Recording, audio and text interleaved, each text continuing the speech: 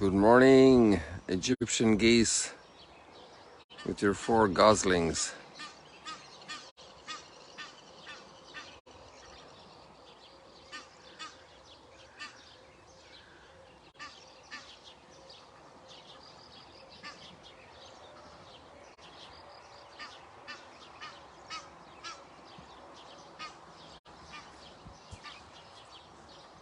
They're doing this parade for you.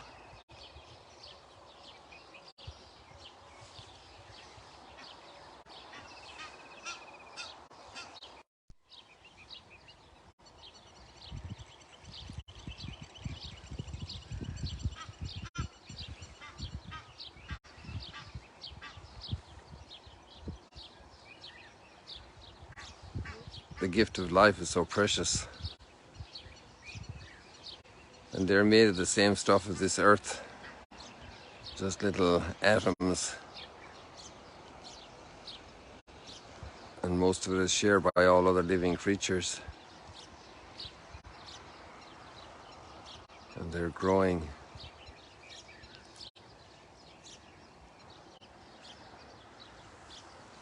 What a mystery life is.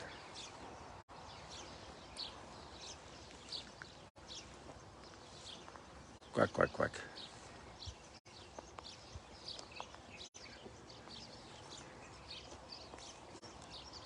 We have these this morning in lieu of a sunrise.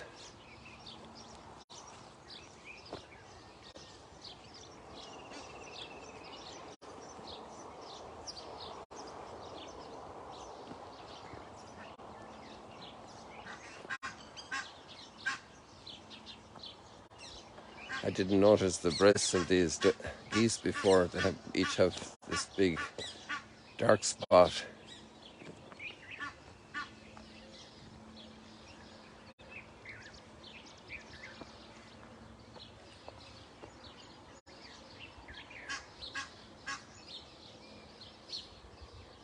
I waited for these. I was going to walk a little further before we started. It just is so interesting.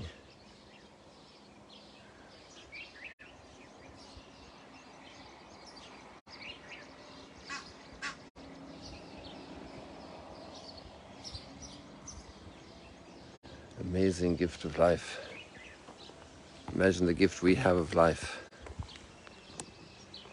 To be able to invent smartphones and to be connected with people from all over the world, all around the world.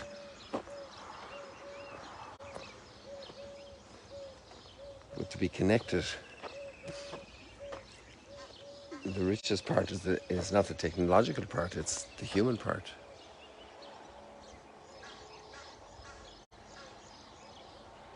And to be able to share this and to know and love other people. It's more than building a cell phone and a satellite system.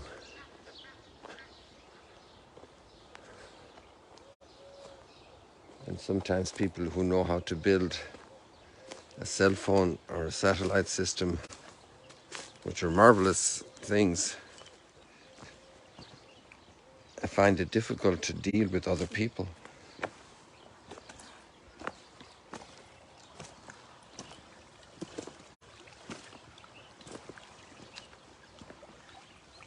The challenge for us to relate to other people.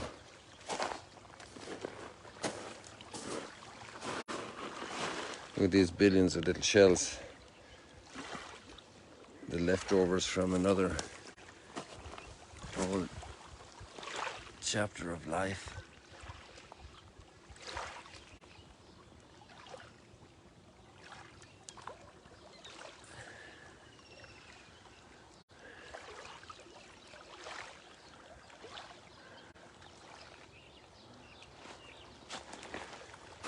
We're completely overcast today, and there's not a drop of rain forecast, although we did have a sprinkling yesterday, late afternoon. I think it was late afternoon.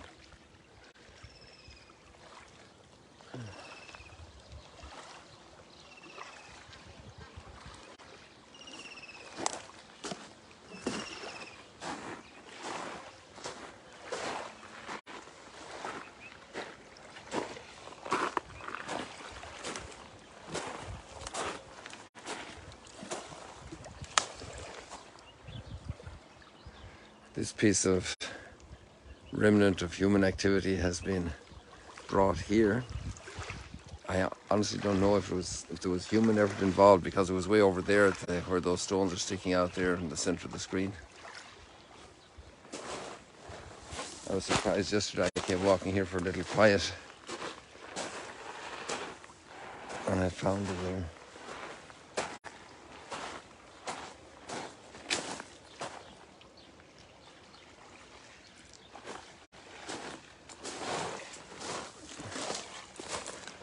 It's interesting, how would you call it, those rides that go up and down in Disneyland.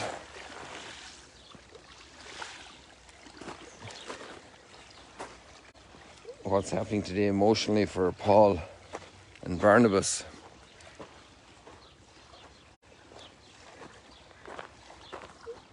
Number one, they get chased out of town by both the Jews and the Gentiles in cahoots. And so they weren't actually chased out of town, they were going to be killed. And they get wind of the word on time, and they leave town real fast. And then they go to another town, and there's a miracle of healing, and the folks want to make them worship them like they were gods from heaven.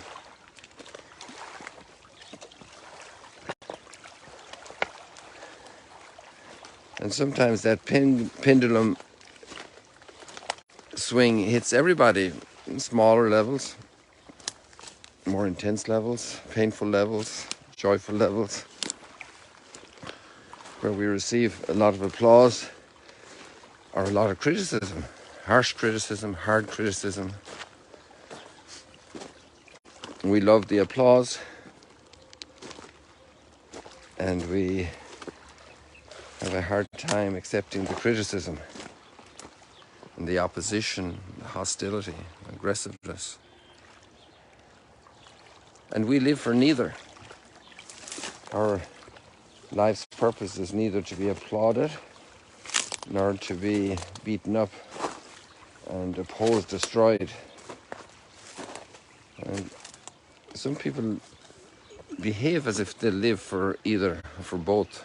Well, to live for applause and to really lose it when they are criticized and upset.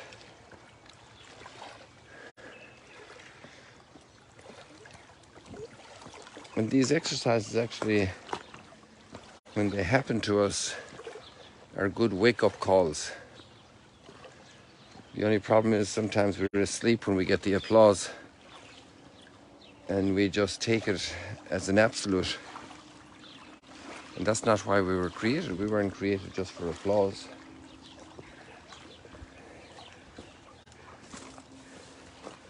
And when people criticize us and put us down, oppose it, that's also not the end of the world. Because we have a dignity that transcends both applause and criticism. That transcends both approval and rejection. There's a whole other level for our lives.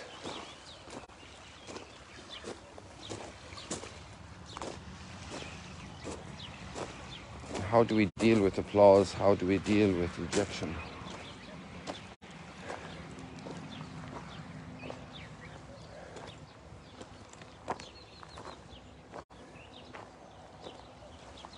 Are we able also to distance ourselves for applause? And the applause could be justified in a sense because we've been allowed to do good things. I remember I was very happy when I built the pump house at home on the farm. That was probably very early 70s. And my dad, God rest his soul, would show it to the neighbours and people visiting how well I had done it. He had also taught me how to do it. He was watching over me as I was doing it and just making sure I was taking care of the technical things like the little bob so that the wall was straight, and then how to lay the bricks well, the cement blocks, and to point the joints and so forth. And so there was appreciation, right? First of all, appreciation from my dad for doing a good job. And then he would extend that, sharing it with other people, which is also a great way of reinforcing a young fellow in his growth.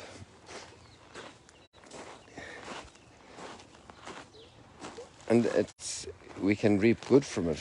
But if we don't get applause, it shouldn't be a sad day for us, because we're working for a different goal.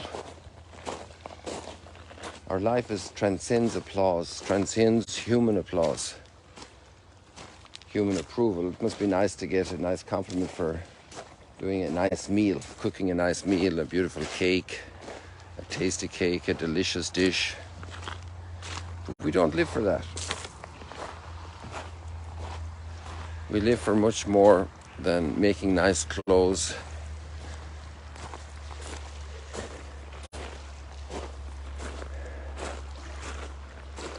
doing a nice piece of art, and all that's part of the growth and the development of our own lives and our communication and interaction and service to others.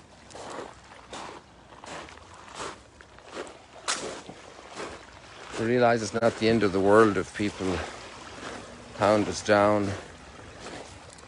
if people are really opposed.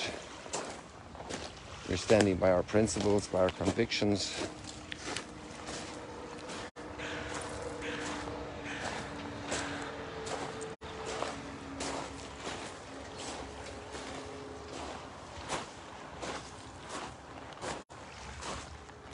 Here we have billions of those little shells still. It's really amazing. I don't know enough about these creatures, what the life cycle is. Maybe somebody there does, that's listening, and can share it.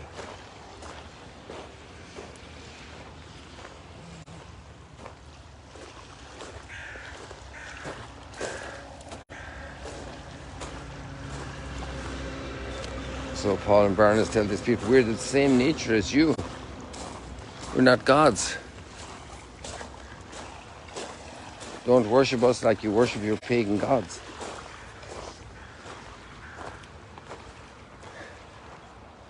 It's also very important not to overpraise a child. They say one way to get parents upset is to give too much praise to a child. It's a delicate balance to learn how to grow with praise and approval, and then how to endure disapproval, pressure, critique. And maybe we all have different histories in our lives of that phenomenon, and so we can review where we stand and where we need to grow still.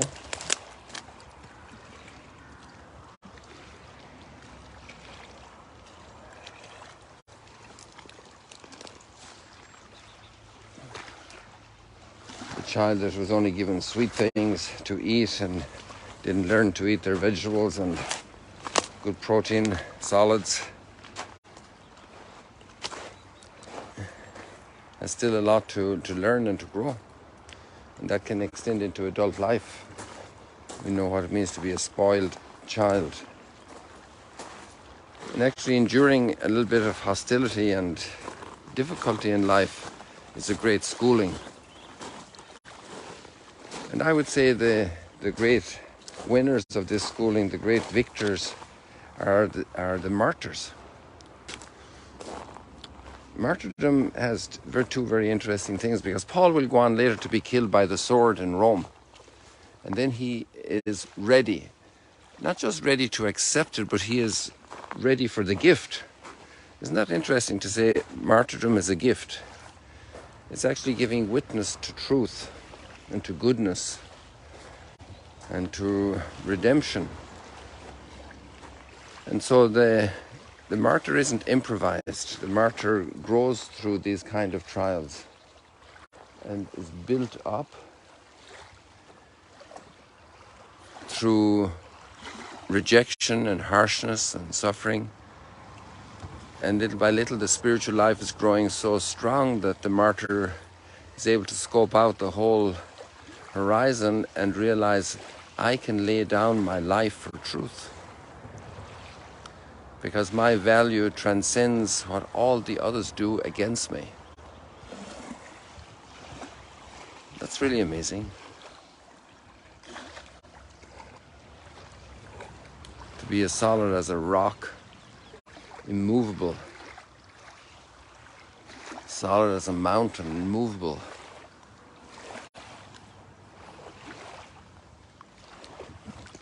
Sometimes the word martyr is used for involuntary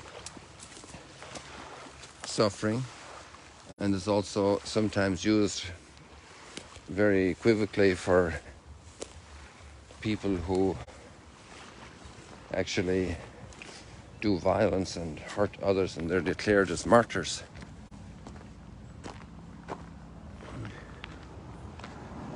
But in the original classical sense, a martyr is one who suffers incredible ultimate injustice, but does it with the serenity of heart and soul, with forgiveness.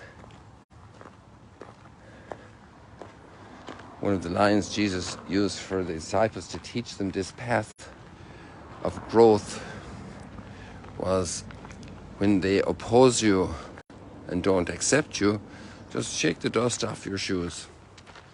Don't let it get to you. Don't let it get to you. Move on. Move on. You will bear lots of fruit. There's a famous statement that the blood of martyrs is the seed of Christians. The morning glory.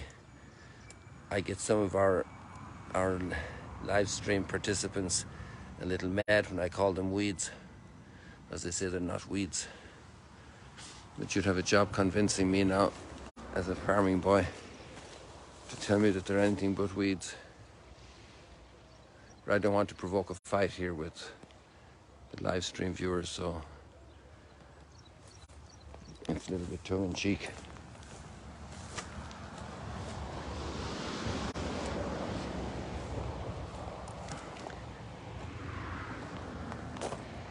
It's a very special morning, isn't it? The light. And it does look like it's actually raining over on the other side. But our side is not promised any sprinkling at all.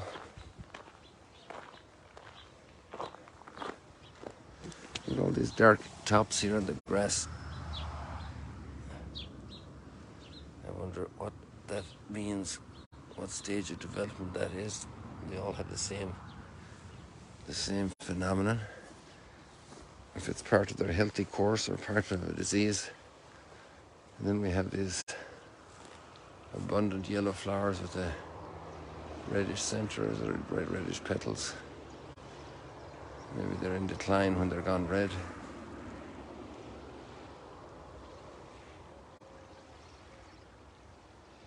And we're going to see more of them with all the little buds that are still coming there.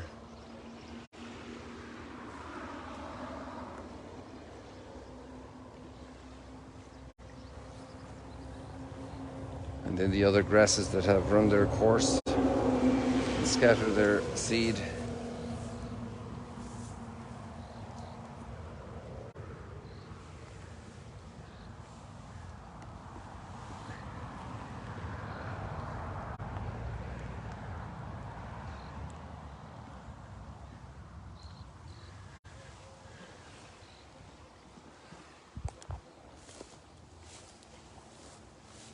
There's a great line in the psalm for our little conversation this morning.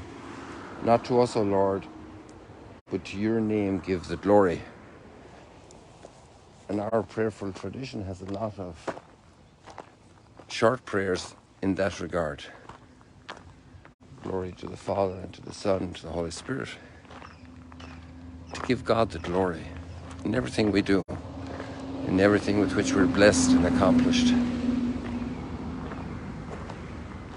There's great wisdom and balance in that.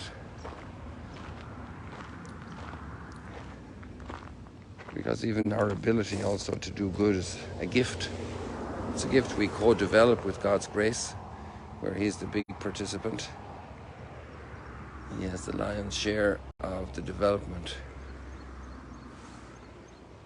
to give God the glory. The Creator, the Redeemer, the Sanctifier. This is interesting here. I don't understand graffiti. I'm very illiterate in this regard. Union, Berlin.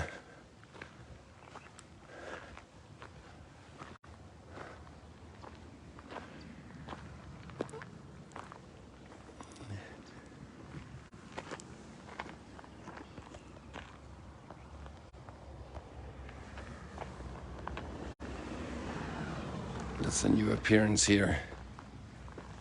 I didn't exist. I don't think it existed before I went to Ireland, but I don't remember. It's relatively recent, maybe a month or 2 months, I have no idea. Not to us, O Lord, but to your name give the glory.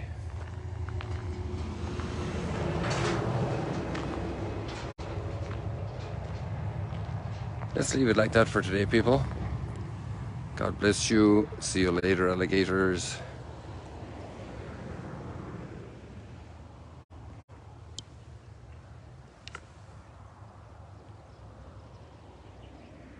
We'll just go up into the sky this morning to finish off.